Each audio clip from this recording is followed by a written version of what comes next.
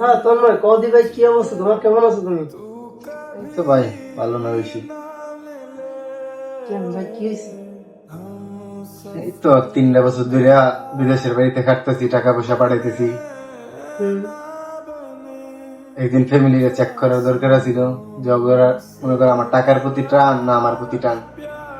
চলো হ্যাঁ একদিন চেক করি। হ্যাঁ, ঠিক আছে তাহলে চলো। তো কি করতে চাইতেছো তুমি? কিভাবে কি করবা বলো দেখি। তুমি আমার বাইরে কল দিবা। হুম উনি তো আর পৃথিবীতে নাই, যে মনে করেন ওনার যদি এনে দাফন করে দেন, তাইলে ওনার 3 বছরের কিছু বোনাস আছে, হুম। ওইটি কোম্পানি দিয়া দিব। আর যদি মনে করেন দেশে নিবার চান, তাহলে 1 লাখ টাকা এনে এই যে সৌদি আরব বোনাসের টাকা আছে, আর 1 লাখ টাকা দেশে পাঠালে তাহলে লাশ নিতে পারবেন। এরকম ভাবে চলে, একদিন চেক করি। তো ঠিক আছে, তোমার ফোনটা দাও দেখি, আমি তোমার পরিবারের তোমার ভাইরে একটু ফোন দিই দেখি কি বলে শুনি। তোমার টাকার প্রতি টান নাকি তার আসলে তোমার প্রতি টান? দেখি তোমার ভাইকে ফোন দিই।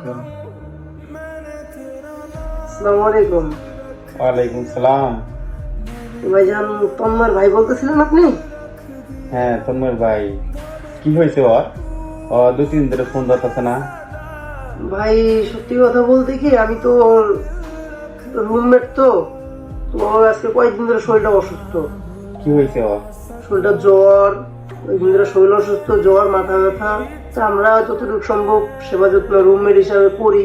ডাক্তারের কাছে যায় নাই? না ভাই, এখানে কোম্পানি ডাক্তারের কাছে ও যাইতাছিল না আর কি, ওর কিছু টাকা খরচ হবে এই কারণে যাইতাছিল না। তা আপনাদেরও নাকি টাকার একটু প্রয়োজন, এই কারণে আর কি যাইতাছিল না। তখন আমরা অনেক করে বললাম, তা আমাদের যতটুকু সামর্থ্য আমরা একটু হেল্প করলাম, যতটুকু আমাদের সামর্থ্য। আমাদের তো ডিউটি আছে, এইভাবে সকালবেলা মাথায় একটু হাত মাত দিয়ে ধুয়ে আমরা ডিউটিতে গেছি আর কি। তো বিকালবেলা যখন আসি, আইসা দেখি যে ওইভাবে রুমে পড়ে আছে নিস্তেজ হয়ে। তখন ওর মাথায় হাত দিলাম, শরীরে কি করলাম, দেখি শরীর ঠান্ডা হয়ে রয়েছে, কোনো কথা নাই। তখন আমরা কিছু বুঝতে না পেরে সাথে সাথে ডাক্তারের কাছে নিয়ে গেলাম, কোম্পানিকে ফোন দিলাম। তো মেডিকেল নেওয়ার সাথে সাথে মেডিকেল থেকে বললো যে ও নাকি মারা গেছে। আচ্ছা ভাই, তাহলে এখন লাস্টটা কেমনে কি করা যায় একটু চেষ্টা করে দেখেন, কোম্পানির সাথে কথা করে দেখেন লাস্টটা দেশে কেমনে কাটানো যায়, ব্যবস্থা করা যায়। জি ভাই, এই কারণে আপনাকে ফোন দেওয়া, কোম্পানির সাথে কথা বললাম। তো কোম্পানি বললো যে পরিবারের সাথে কন্ট্যাক্ট করো, পরিবারের সাথে যোগাযোগ করো। তো ওর মোবাইলে তো ল্যাপটপ ছিল, অনেক কষ্ট করে ল্যাপটপ খুলছি, খুলে আপনার নাম্বারটা পাইছি। ঠিক আছে, তো এখন কোম্পানির সাথে কথা বললাম। তো আমাদের কোম্পানিতে একটা পলিসি আছে, কিরকম? যেরকম আপনার 2-3 বছর হয়ে গেলে, তার 2 বছর মানে 2 বছর পার হয়ে যাবে, ওর তো অলরেডি 2-2.5 বছর হয়ে গেছে ও আসছে। তো মনে করেন যে যার 2-3 বছর হয়ে যায়, তার মনে করেন যে বলতে একটা ইনসেন্টিভ আছে। আর বাংলাদেশের প্রায় 2 লাখ টাকার মতো 2 বছরে একটা ইনসেন্টিভ আছে, একটা বোনাস আসছে। এখন কোম্পানি বলতেছে যে ওর কি লাস্ট নিবে না ওই টাকাটা নিবে। এখন এটা আপনার উপরে ডিপেন্ড করে। আপনি যদি লাস্ট চান, তাহলে ভাই ওর টাকাটা দিবে না, ওরা ওই টাকা দিয়ে আপনার লাস্টটা পাঠিয়ে দিবে।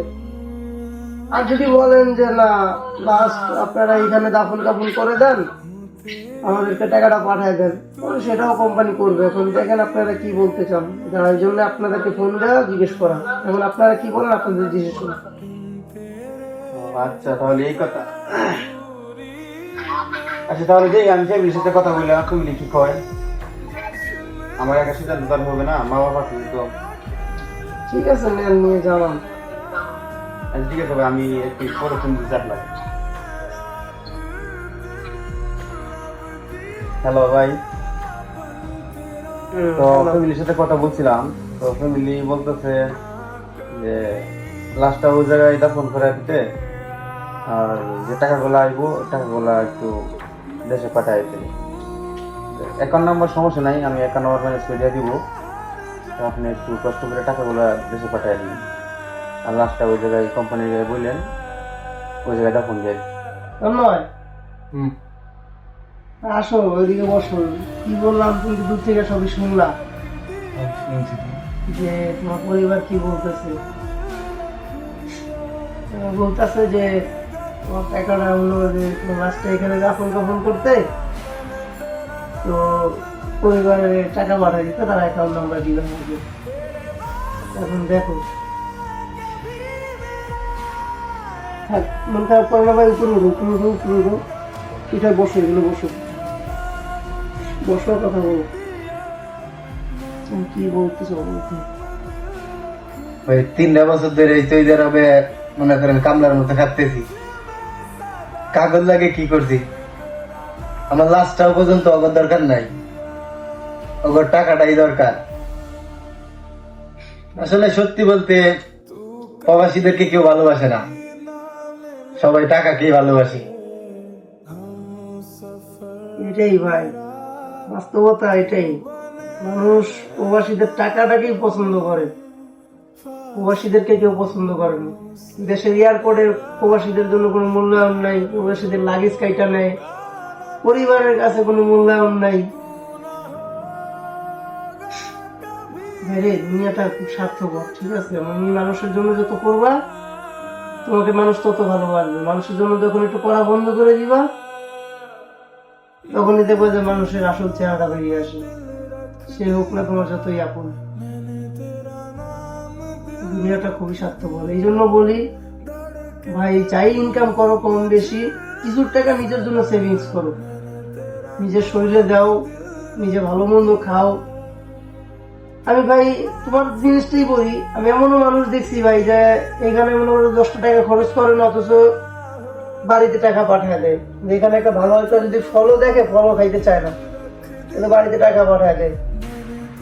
তাই আমি বলি ভাই কি যে পরিবারকে দাও, দিবা না তা না, পরিবারকে দাও, কিন্তু নিজের জন্য কিছু একটা রাখো, নিজের পিছনে দাও, নিজের শরীরের পিছনে দাও, পরিবারের কেউ দাও, কিন্তু আলটিমেটলি নিজের সেভিংস নেব। কেননা তুমি অসুস্থ হইলে ভাই তোমার পরিবার এখানে তোমাকে দেখবে না। তার তো প্রমাণ তুমি পাইলা, তোমাকে তো প্রমাণ দিলাম একটু আগে, তারা কি বলবো। তো তোমার নিজের সেভিংস করো, নিজের শরীরের যত্ন নাও, নিজেকে অসুস্থ রাখার চেষ্টা করো, খালি পরিবার পরিবার করো না, নিজেকেও একটু সময় দাও।